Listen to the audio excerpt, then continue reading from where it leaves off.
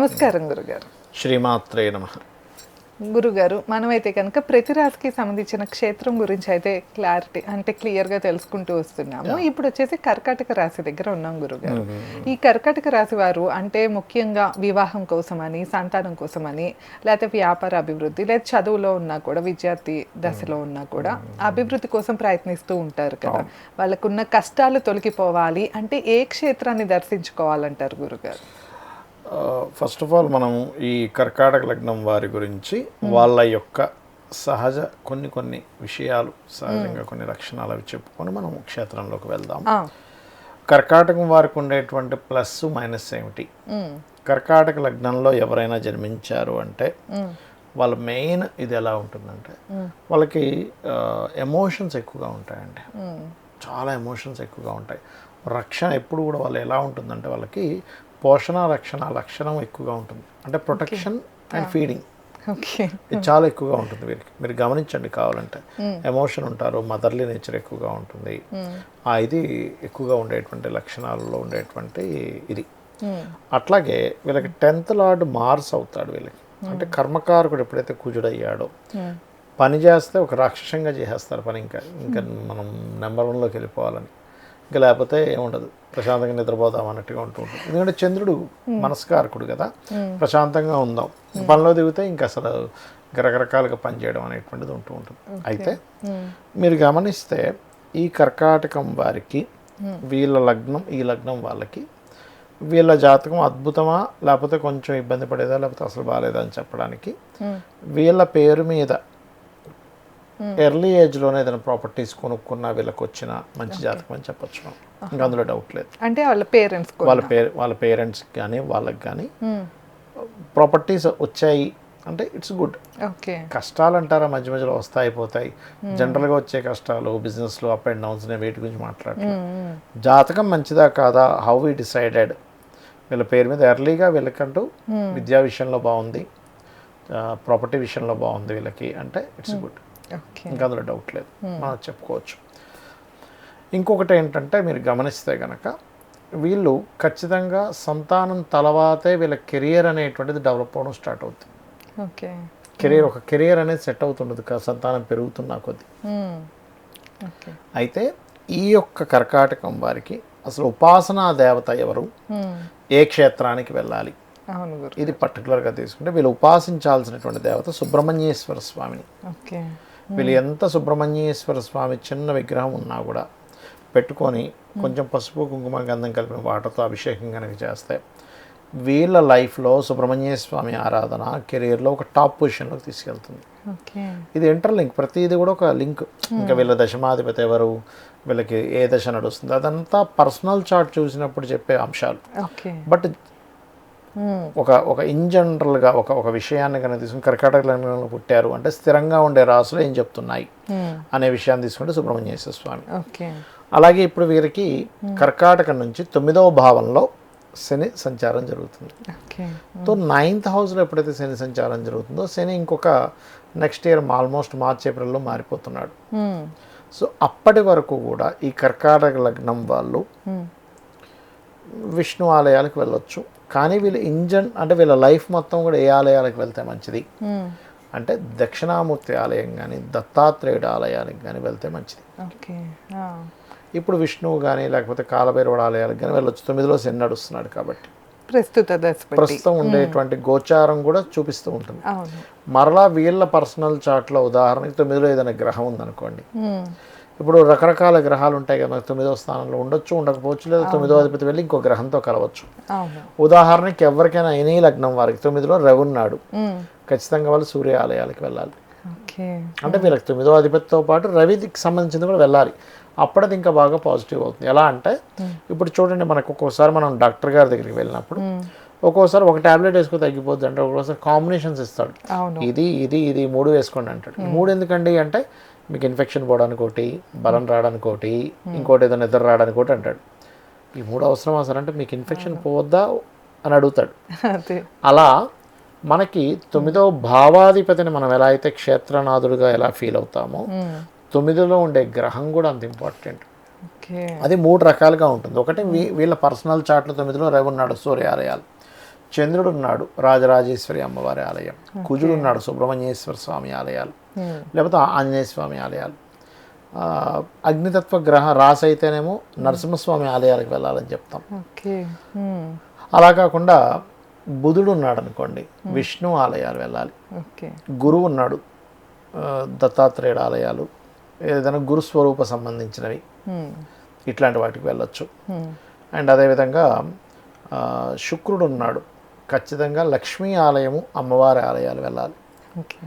అదేవిధంగా మనకి శని అనుకోండి, శివాలయాలకు వెళ్ళడం, శని సింగాపూర్ వెళ్ళడం. అదేవిధంగా మనకి కేతువు కూడా కలిస్తేనేమో వెంకటేశ్వర స్వామి ఆలయానికి వెళ్ళాలి. శని చంద్రుడు కనుక కలిసి ఉంటే శివాలయాలకు వెళ్ళడం మంచిది. ఇక రాహువు కేతువు, రాహు అయితే దుర్గా ఆలయాలు, కేతు అయితే గణపతి ఆలయాలకు వెళ్ళాలి. అది రాశిని బట్టి కొన్ని కొన్ని చిన్న మైన్యూట్ చేంజెస్ ఉంటాయి. సో వీళ్ళు మాత్రం దక్షిణామూర్తి ఆలయాలకు వెళ్ళడం చాలా మంచిది. ఇప్పుడు కొంచెం కాలభైరవుడు అండ్ అలాగే విష్ణు ఆలయాలకు వెళ్ళవచ్చు. ఏ మంత్ర జపం చేయాలంటారు? అక్కడ కూర్చొని మీరు సుబ్రహ్మణ్యేశ్వర స్వామిని ఓం స్కందాయ నమః. సుబ్రహ్మణ్యేశ్వర స్వామికి ఉన్నటువంటి గొప్పతనం ఏంటంటే ఉదయం నిద్రలేచిన వెంటనే, ఇప్పుడు చూడండి నా ఫోను స్క్రీన్ మీద చూపిస్తాను నేను మీకు. నిద్రలేచిన వెంటనే కనుక సుబ్రహ్మణ్యేశ్వర స్వామిని కనుక దర్శనం చేసుకుంటే ఒక్కొక్క మూర్తికి ఒక్కొక్క లక్షణం ఉంటుంది. ఇప్పుడు గణపతి ఉన్నారనుకోండి, గణపతికి తర్పణ ప్రియుడు అంటాం, అంటే తర్పణ వదిలితే చాలా ప్రియత్వం గణపతికి. అమ్మవారు ఉంది, దుర్గా ఉందనుకోండి, హోమప్రియం. విష్ణువు అలంకార ప్రియుడు, శివుడు అభిషేక ప్రియుడు.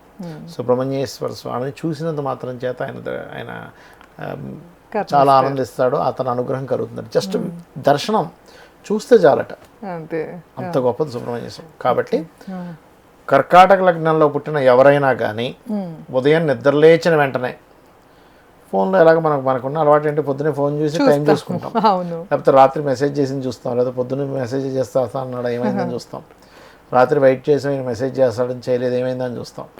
అలవాటు అందరికీ, ఎందుకంటే మన జీవితం అంతా కూడా ఫోన్తో ముడిపడిపోయి ఉంది. అలాగా మనం ఇలా స్క్రీన్ ఓపెన్ చేయగానే ఒక్కసారి కళ్ళు మూసుకొని నిద్రలేసి ఇలా చూసి ఇలా కాళ్ళకి ఇలా అనుకొని దండం పెట్టుకుంటే ఆ రోజు వారికి సుదినము. ఆ రోజంతా కూడా పెద్ద ప్రమాదం తప్పుతుంది ఏదైనా ఉన్నా. అలాగే అనుకున్న సంకల్పం అంటే మీరేంటి మనసా వాచా కర్మణ నమ్మి చేయాలి. ఏదో గురువుగారు చెప్పారండి ఇప్పుడు చేయకపోతే నష్టమేమో అని చేయడం కాదు, చేస్తే చాలా గొప్ప విషయం తెలిసింది కాబట్టి చేయడం వల్ల నా జీవితం బాగుపడుతుంది, నేను భగవంతుడికి భగవత్ అనుగ్రహానికి నేను పాత్రుడిని అవుతాననే భావనతో కనుక ఎవరైతే చేస్తారో 100% వాళ్ళకి మంచి జరిగి తీరుతుంది, అందులో ఎటువంటి సందేహం లేదు. ఓకే గురుగారు, ఆ మంత్రాన్ని ఎంతసేపు జపించాలంటారు? ఏ మంత్రమైనా 48 నిమిషాలు చేయాలండి. 48 minutes ఇస్ ఒక ముహూర్తము అంటారు, ముహూర్త కాలము అంటారు. ఒక ఎనర్జీ ఫామ్ అవ్వడానికి 48 నిమిషాలు పడుతుంది. ఫామ్ అవ్వాలంటే ఇప్పుడు ఎందుకు మీరు ఏదైనా ఒక రాడ్ని ఉంచుతారు, దాన్ని బాగా వేడి చేసిన తర్వాత ఉంచుతాం. అవును, ఎందుకు ఆ హీట్ ప్రొడ్యూస్ అయితేనే అది వంగుతుంది. అంతే. ఒక అన్నం వండుతున్నాం, ఓ 20 నిమిషాలు కనీసం కుక్కర్లో పెట్టాలి. ఒక కూర వండుతున్నాం, ఇప్పుడు నాన్ వెజిటేరియన్ వండుతారు కొంతమంది, అవి ఎక్కువసేపు ఉడకాలండి అంటాం. ఎందుకండి?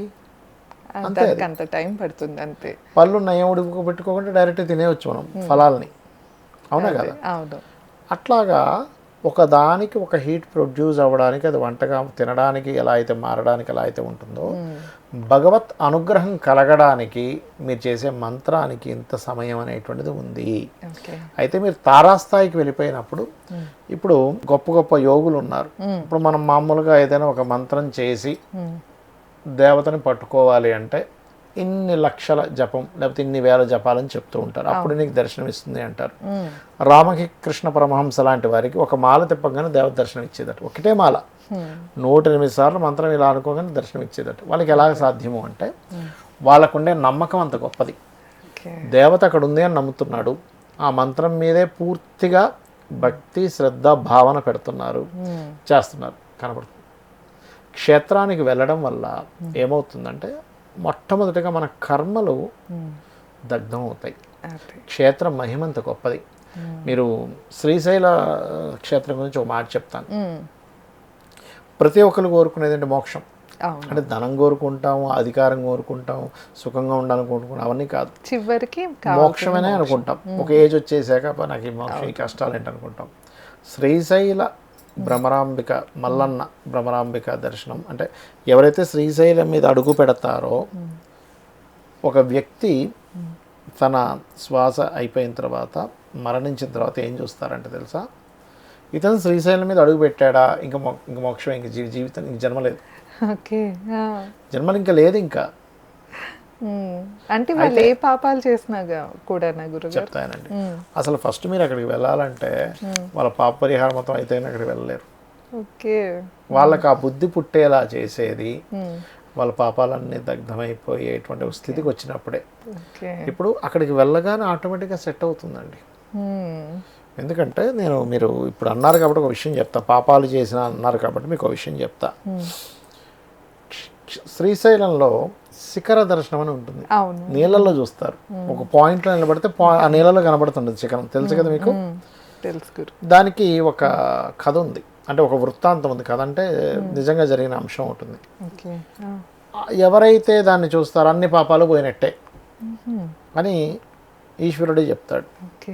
సరే, పార్వతీదేవి ఒకరోజు అడుగుతుంది, ఏమంటే మీరు చూస్తే అన్ని పాపాలే పోయినట్టు అంటున్నారు, మీరు చెప్పిన దాన్ని జనాలు ఎంతవరకు నమ్ముతున్నారు అంటే, నమ్మిన వాడికి ఖచ్చితంగా వస్తుంది ఫలితం అంటాడు. అది నిజం, నమ్మిన వాడికి వస్తుంది ఫలితం అంటే, సరే మనం ఒక చిన్న టెస్ట్ లాగా ఒక చిన్న ఇది చేద్దాం, లీల చేద్దాం అనుకొని శివుడే స్వయంగా అక్కడ ఊబిలో పడిపోయినట్టుగా, అయ్యో నేను మునిగిపోతున్నాను రక్షించండి అన్నట్టుగా ఒక చిన్న లీల చేస్తాడు. అప్పుడు అందరు జనాలు అయ్యో అన్నప్పుడు ఒక మాట అంటాడు, మీలో ఎవ్వరికైనా సరే ఒక్క పాపం కూడా లేని వాళ్ళు అయితేనే నేను బయటికి రాగలుగుతా, లేకపోతే మీరు కూడా లోపలికి వచ్చేస్తారు నాతో పాటు అని చెప్తాడు. ఎవరు అయ్యి బాబాయ్, ఏదో పాపం ఉంటుందిగా, వచ్చేమని చంపుంటాను, దోమని చంపుంటాను, ఏదో జంతువుని తినేసి ఉంటాను, నాన్ వెజిటేరియన్ రూపం ఏదో ఒకటి ఉంటుందిగా, కాబట్టి అయ్యి బాబాయ్ నేను లోపలికి వెళ్ళిపోతాయి పాపం ఉంటేనే. ఎవరు రాడు. ఒక వేశ్య వెళ్ళి అతను చేయి పట్టుకొని బయటికి లాగుతుంది. ఆశ్చర్యపోయి, ఇదేంటి వేశ్యకి పాపం లేపడం ఏమిటి అంటే, అప్పుడు అంటుంది, లేదు లేదు, శ్రీశైల మల్లన్న గోపురాన్ని చూస్తే అన్ని పాపాలు పోతాయి, నా పాపం ఏం లేదు, పోయాయి. అంత నమ్మకం అన్నమాట. నమ్మింది. కాబట్టి ఏంటంటే నమ్మకం చాలా ప్రధానం అండి. నేను మొన్న శ్రీశైలం వెళ్ళాను కదా, మీరు కనుక అక్కడ కూర్చొని చేస్తుంటే ఎంత హాయిగా ఉంటుందో అసలు. అసలు అక్కడ అనేక సిద్ధులు అండి, సిద్ధభూమి శ్రీశైలం అనేటువంటిది. మన సౌత్లో గమనించుకున్నట్లయితే జ్యోతిర్లింగము శక్తిపీఠం కలిసి ఉన్నటువంటిది శ్రీశైలం. సో మనకి కొంచెం దగ్గరలోనే ఉంది కనుక చాలా దగ్గర, ఎంతసేపు 3 గంటలు వెళ్ళిపోతాం, అంతే. కార్లో అయితే 3 గంటలు. అవును గురుగారు. అయితే ఇప్పుడు కర్కాటక రాశి వారు అయితే కనుక ఎక్కువగా సుబ్రహ్మణ్యేశ్వర స్వామి నామాన్ని, దత్తాత్రేయుడిని చేసుకోవచ్చు. ఆ క్షేత్రానికి వెళ్ళలేని వాళ్ళు ఇంట్లో అయినా చేసుకోవచ్చు అంటారా గురుగారు? ఇక్కడ వాళ్ళకి అనారోగ్యం ఉంది, లేకపోతే ధనం లేదు, వెళ్ళలేని పరిస్థితి, లేదా ఎవరో తీసుకెళ్తే గానీ వెళ్ళలేని స్థితి ఉంటుంది. అవును, స్త్రీలు ఉంటారు, ఒక ఏజ్ అయిపోతుంది, వాళ్ళు ఒంటరిగా వెళ్ళలేరు. అవును, నాకు రూట్ తెలియదు.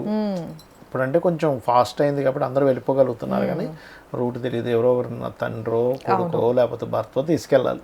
కానీ కోరిక ఉండిపోయింది క్షేత్రానికి వెళ్ళాలి. యూట్యూబ్లో చూశారు, దత్తక్షేత్రాలకు వెళ్తే మంచిది, లేకపోతే శివాలయాలకు వెళ్తే మంచిది అని చూశారు, కానీ వెళ్ళాలని ఉంది. అప్పుడు ఏం చేయాలి అంటే, యూట్యూబ్లో కొడితే వస్తుందిగా, దత్తక్షేత్రం కొడితే వస్తుంది. ఆ దత్తుడి క్షేత్రానికి వెళ్ళినట్టు ఇమాజినేషన్ చేసుకోండి.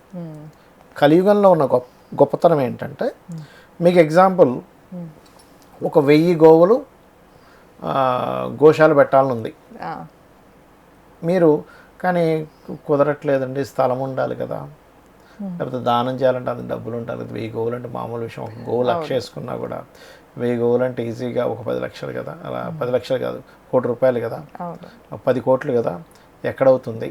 1000 గోవులు అంటే 10 కోట్లు అవుతుంది, ఎక్కడవుతుంది అని మీకు అనిపించవచ్చు. కానీ మీరు మనస్ఫూర్తిగా నేను ఒక 1000 గోవులు ఇవ్వాలనుకుంటున్నాను, ఇవ్వలేకపోతున్నా, అయ్యో ఇస్తే బాగుండు అని మీరు మనసులో తపన పడగలిగితే, ఈ కలియుగంలో ఉన్న గొప్పతనం ఏమిటంటే, మీకు 1000 గోవులు దానం చేసిన ఫలితం అక్షరాల పడుతుంది.